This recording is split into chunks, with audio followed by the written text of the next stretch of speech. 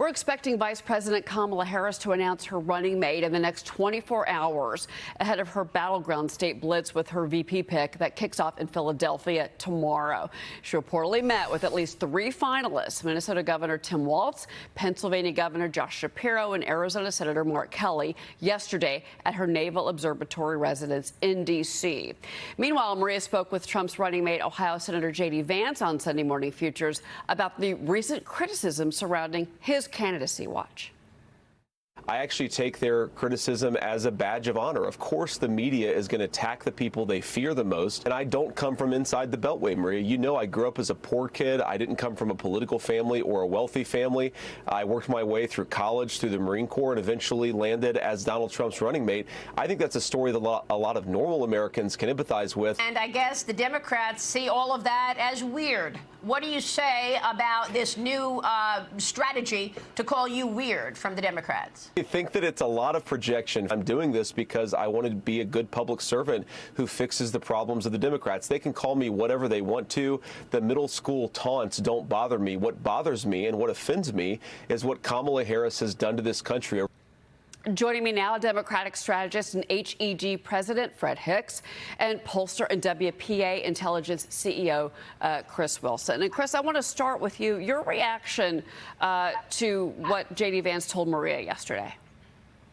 Well, I think Vance's willingness to take on Republicans as well as Democrats does show he's not beholden to Washington interests. I think he's done a very good job focusing on Harris's record rather than engaging in personal attacks, and it demonstrates the strategy that he understands and is focused on, which is appealing to policy-minded voters. And I also like his emphasis on prosperity and peace under Trump. I mean, that's kind of where his message went. It wasn't a soundbite, but I think that resonates with voters concerned. Your last segment was all about the economy, and then you're hearing me talking about national security, and those are the things he's talking about. So I think JD Vance is on message and doing a good job in terms of appealing to voters and pushing the criticisms aside. So you don't think that he's a drag on the campaign?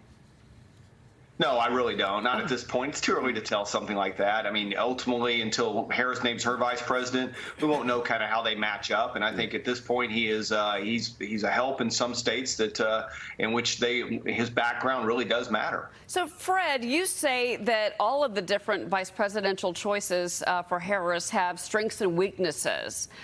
What are you saying, and what are you seeing? Well, first I want to say that I think that JD Vance misses the whole point, that we're not saying that he himself is weird. We're saying that his positions, calling childless women catless or women, and referring to people who don't have children as they should have less voting power, and just really his anti-woman message is weird.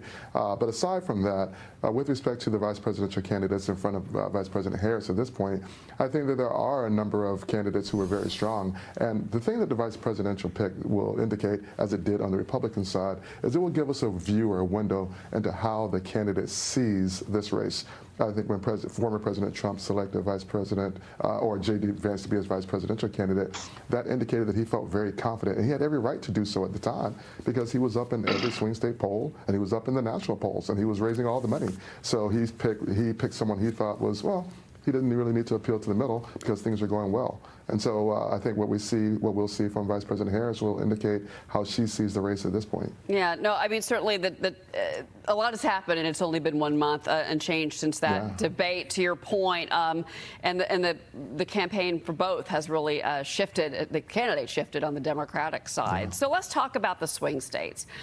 Harris and Trump are basically near deadlock in the battleground states. So Harris is leading Trump by only 2 points in Nevada. In Wisconsin, Georgia, and North Carolina, Trump is leading Harris. Now, the two are tied in Pennsylvania, Michigan, and Arizona. Fred, I want to go to you first on this, because this does influence, I would think, her VP pick, especially if it is Josh Shapiro, which does seem to be the leading contender right now. So the data is really interesting. Kamala Harris has been the nominee, or the presumptive nominee, for about 3 weeks now. And over that period, she's raised about $300 million. She has gained about a point a week in the polls, and she has signed up over 200,000 volunteers. And so I think by any objective measure, she has the momentum. She knows that. We Democrats know that. And I think most importantly, Donald Trump knows that, and he's been behaving quite, erratically on the national stage, including here in Georgia just last week, the other day, when he attacked a very popular governor. So with that being said, I think think when we look at these polls, and we have to understand that when Kamala Harris became the presumptive nominee 3 weeks ago, she was behind in every single swing state. And to get to the point now where in Georgia some polls have her tied, and in the other swing states we're seeing very similar kind of numbers, that says to me that she now has the luxury to try to expand the map. And so while I think Josh Shapiro does have the inside track, I'm hearing a lot of noise and a lot of conversations about Governor Walz out of Minnesota, someone who would be very appealing to the left, someone who would be very appealing to African American minority voters and to younger voters. Yeah, I've seen that as well. That if she picks Walz, that signals that she is still leaning into those progressive stances and policies, which is not the moderate, message that I think they're trying to go for, because you are now into the general election. And Chris, I want to pick up on something else, because Fred mentioned the electoral map. I mean, look, this all does come down to, again, Arizona, Georgia, but I want to ask you about Michigan, Chris, because what does the data show you coming out of Michigan? That is, in particular, the Muslim, the Palestinian voices out of Michigan have been very, very critical of President Biden. How does she handle that?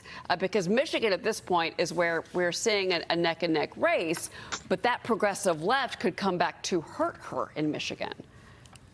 Yeah, and what you could define as progressive left, I define as a portion of it as an anti-Semitic voice that is really pushed, I think, is making big waves to try and keep Josh Shapiro, who is, of course, a Jewish descent, and trying to keep him off the ballot. And that is unfortunate, and I think it's the sort of thing that has no place in American politics in either party, quite candidly.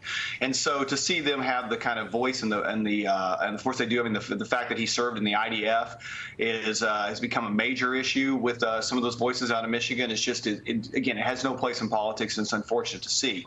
I would also point out from an overall polling perspective that at this point in 2020, Biden and Harris had an 8-point lead over Trump and Pence. So the fact that it's a dead heat right now, I think, speaks very well for where Donald Trump is positioned.